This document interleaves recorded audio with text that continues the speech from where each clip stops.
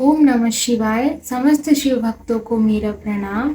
आज हम शिव पुराण के विद्येश्वर संहिता का 5वां अध्याय लिंगेश्वर परिचय, जिसमें विभिन्न प्रकार के लिंगों का वर्णन किया गया है, आज हम उसका अध्ययन करेंगे।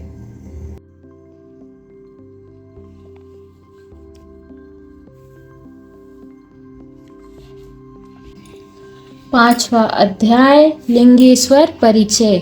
श्री सूत जी बोले, हे ऋषियों, श्रवण कीर्तन और मनन में आसक्त प्राणी यदि शिव जी के लिंग बेर की संस्थापना कर नित्य उनकी पूजन किया करे तो वह संसार सागर से तर जाता है। मुनियों ने कहा, यह कैसे? बेर मात्र में ही सब देवताओं की पूजा कैसे संभव हो सकती है और सर्वदा लिंगेश्वर के द्वारा शिव जी कैसे पूजे जा सकते हैं? श्री सूत जी बोले, हे मुनीश्वर, इसके लिए भी स्वयं महादेव जी ने कहा है, किसी अन्य ने नहीं।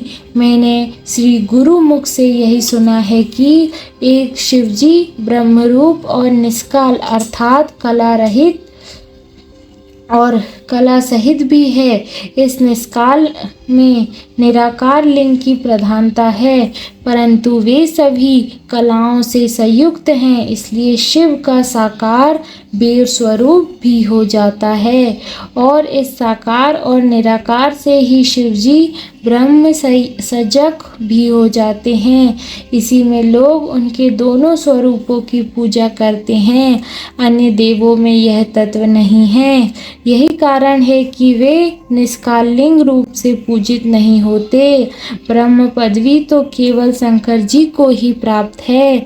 इस वेदांत सार ओम प्रणव के लिए भी सनत कुमार जी ने मद्राचल पर्वत पर श्री नंदकेश्वर जी से प्रश्न किया था, जिस पर नंदकेश्वर ने यह स्पष्ट कहा था कि एकाकी शिव जी ही एक बेर पूजनीय है।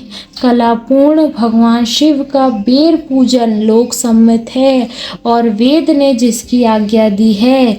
इस पर जब सनत कुमार ने लिंग बेर की उत्पत्ति पूछी तो नंदकेश्वर ने कहा, पूर्व काल में जब ब्रह्मा और विष्णु में युद्ध हुआ तो उनके बीच से निष्काल शिव जी ने स्तंभ रूप में प्रकट होकर विश्व संरक्षण किया था और तभी से महादेव जी का निष्काल लिंग और सकल वेर जगत में प्रचलित हुए। बेर मात्र को देवताओं ने भी ग्रहण किया।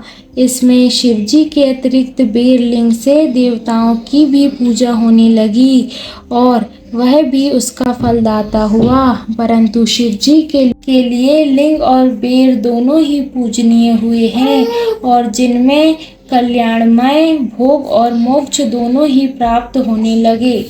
ये था विद्येश्वर संहिता का 5वां अध्याय, जिसमें हमने लिंगों के अध्ययन की कथा सुनी। अब हम कल इसी समय विद्येश्वर संहिता के 6वें अध्याय का अध्ययन करेंगे। ओम नमः शिवाय।